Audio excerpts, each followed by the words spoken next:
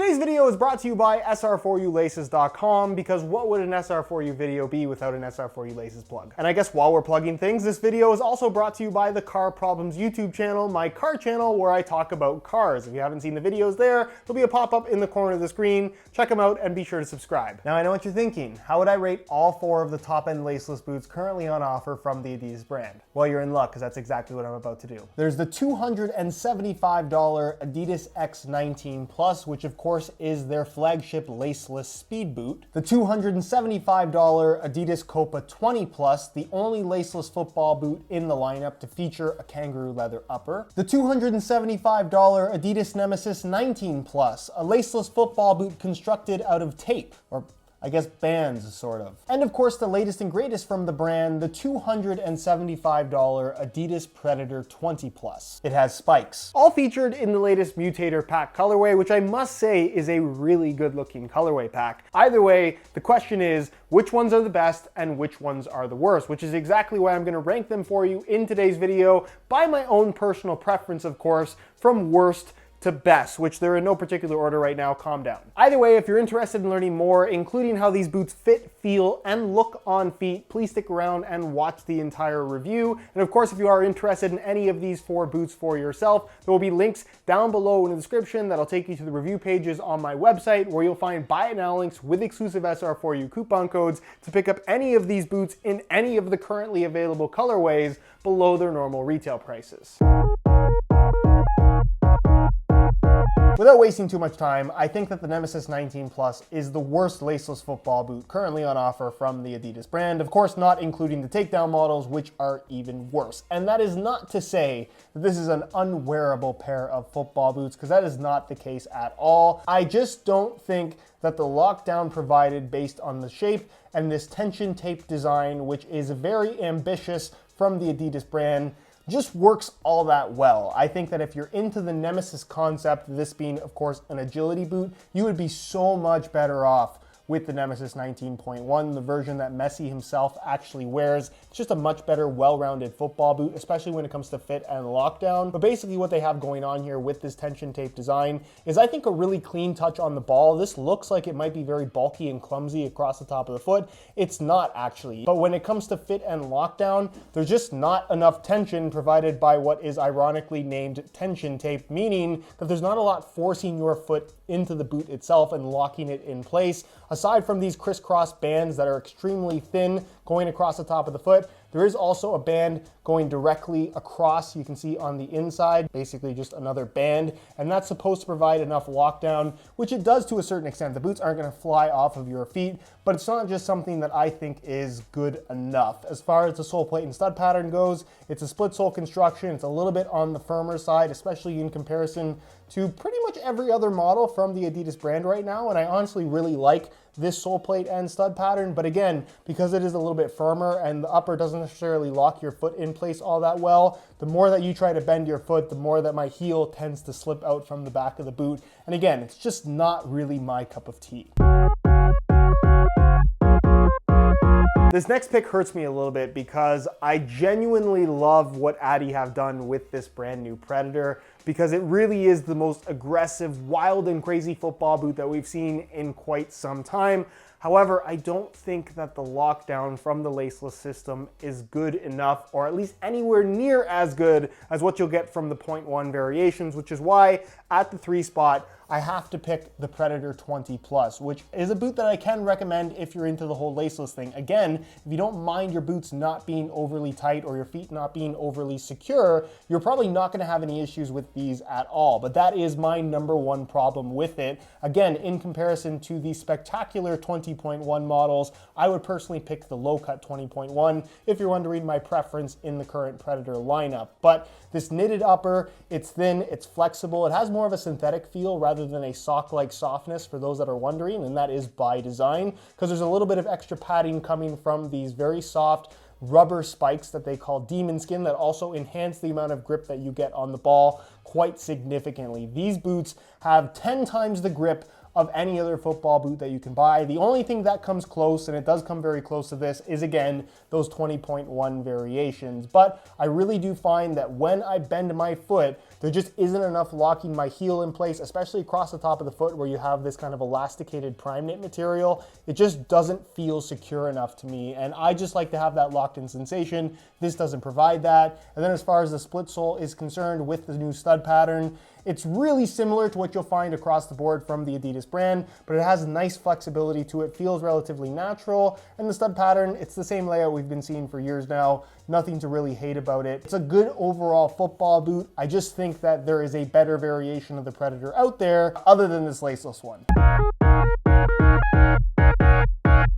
Which leaves us with two, and I'll say this, I think that from a lockdown perspective, these are two of the best laceless football boots ever made, given that they fit you properly, because that is kind of the one caveat with laceless boots in general. If your foot doesn't match the shape of that boot, you're never really gonna have a great fit because there is nothing to adjust on a laceless football boot. However, given the fact that both of these implement a laceless system, I feel like it takes a certain design concept for that laceless system to feel like it's adding to the overall experience. And that's where I think these two boots are separated. We're at the number 2 spot. I have to have the Adidas X19 Plus. It's a speed boot that's laceless, that offers decent lockdown, but that's just it. It's only decent, and I really feel like the lockdown and responsiveness, especially in the speed boot category, is super important to the overall experience, and that you want that boot to feel as tightly wrapped to your foot as possible and as connected as possible, which you do get to a certain extent with the X19 Plus, given that they fit you properly,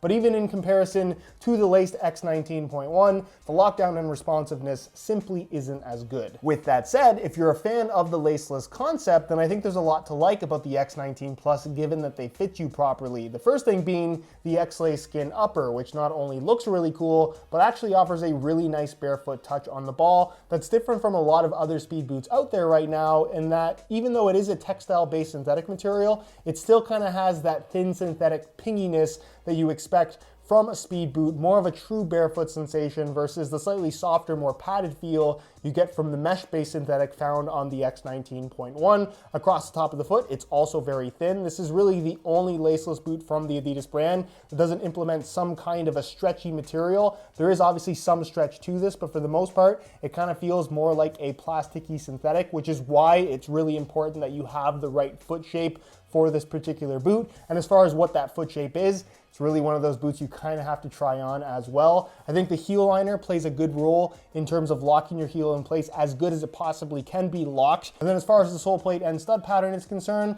it should look familiar if you're a fan of the F50 Adizero line, because it's basically the exact same thing, except instead of being called a sprint frame, it's now being called a speed frame.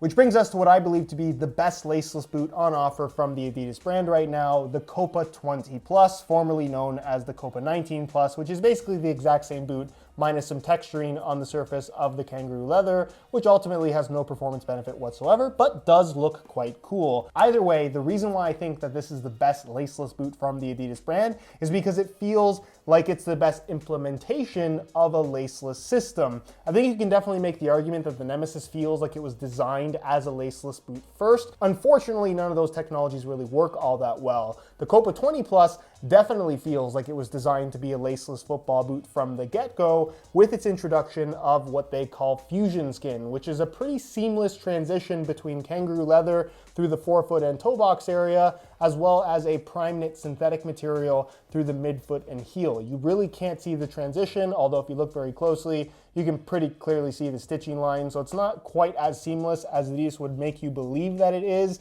And honestly, through the midfoot, despite looking a lot like leather, there's quite a bit of extra reinforcement here, and there's not a lot of freedom in the laceless system in terms of extra stretch. So in terms of the overall shape and fit, it has a much tighter fit than all the other laceless boots from the Adidas brand, which ultimately I do think makes for the best lockdown as well. But of course, this is a thin kangaroo leather material, super, super soft, very flexible, some of the best leather you'll find on any top-end football boot, period. It's one of those football boots that you don't necessarily want or need to be as tight and responsive as possible. So given the concept of being more of a traditional leather boot that also happens to be laceless, I feel like all of these elements work together really, really nicely. The heel lockdown is decent, not the best again, but that's kind of to be expected with a laceless product. And as far as the sole plate and stud pattern is concerned, it's honestly one that I'm not crazy about. The sole plate is pretty uninspired, and the stud pattern is kind of the same layout across the entire Adidas brand. I'd really like to see the speed frame from the X line on this boot. I think you'd have something really special at that point. But as it is, given the fit and feel of this upper, I really feel like this is your best laceless option from Adi. On feet, these two boots at the 3 and 4 spots do have a similar sensation to them in that it's the one thing about both of these boots that I don't care for, and that is the tightness and lockdown through the heel. I really feel like as I bend my foot, my heel lifts up pretty significantly in both of these boots. It's just not adequately locked in place, which is something that really bothers me. Again, if you're somebody that doesn't mind having a slightly looser feel to your football boots, you're probably not gonna mind the fit and lockdown of either of these, but for me personally, it's a very important aspect of any form of footwear, let alone football boots, and it's just something that bothers me. In terms of overall fit though, they're both relatively comfortable boots. I would say that the Nemesis has a tighter all the way through fit to it, where the Predator is tighter through the midfoot and significantly wider through the toe box and forefoot area. Both I think are going to be suitable for most foot types in terms of overall width. But again, the lockdown is something that is not the strongest aspect of either of these. And then of course, when it comes to sizing, I'm wearing both of these in my usual size 9.5 US, and the fit and the length is perfect. So if you're looking to order them for yourself, I'd strongly recommend going true to size in order to achieve the best possible fit. With the Copa and the X, I think it's pretty clear to see how much closer and tighter these boots wrap your feet versus the other two laceless options from the Adi brand. This little extension piece on the front of the X always crunches up right near the top, which is something that really bothers me. But in general, it wraps your foot really, really nicely, which ultimately does lead to better overall lockdown as well. And I do find that both of these boots are actually harder to put on than the other two options, again, because there's just less stretch across the top of the foot. From a lockdown perspective, they're not 10 out of 10 by any means at all, but they are pretty much the best of the best in the laceless category. In terms of fit and feel, these are two somewhat different boots. I don't want to say that the Copa doesn't have a speed boot-esque vibe to it, because it does wrap your foot very closely and does have a tightness through the midfoot that I don't think a lot of people would expect from something with a soft kangaroo leather upper. The leather is very soft through the forefoot, but there's definitely some structure through the midfoot and heel with this particular boot. Same thing goes for the X. It's a little bit more structured all the way through, obviously feels thinner and a little bit more plasticky because it's a different type of synthetic. But again, it just depends on what type of feel that you're looking for. If you prefer leather, I'd definitely go for the Copas. If you prefer something a little bit thinner and still want the laceless thing, I would definitely recommend going for the X. As far as width is concerned, I don't think that either of these are fantastic options if you have really wide feet, but I do think that they will fit most people in terms of being able to put them on. And as far as sizing is concerned, I'm wearing both of these in my usual size 9.5 US, and the fit and the length is perfect. So if you're looking to order some for yourself, I strongly recommend going true to size. And there you have it, every laceless football boot from Adidas ranked from worst to best. Do you agree? Do you disagree? How would you rank them yourself? Leave it down below in the comments. If you guys enjoyed this video and perhaps would like to see more ranking style videos like this, be sure to support this one with a like and let me know what you'd like to see specifically down below in the comments. Again, if you're interested in any of these boots for yourself, links to those review pages can be found down below, where you'll find buy it now links with exclusive SR4U coupon codes to pick these boots up below their normal retail prices. If you have any questions, as always, leave them down below in the comment section and I'll do my best to get an answer out to you. If you aren't subscribed already, make sure you hit that subscribe button along with the little bell notification so you don't miss out on the next new video. You can find all of my social media information linked down below in the description as well. Other than that, guys, thank you so much for watching and we'll see you in the next one.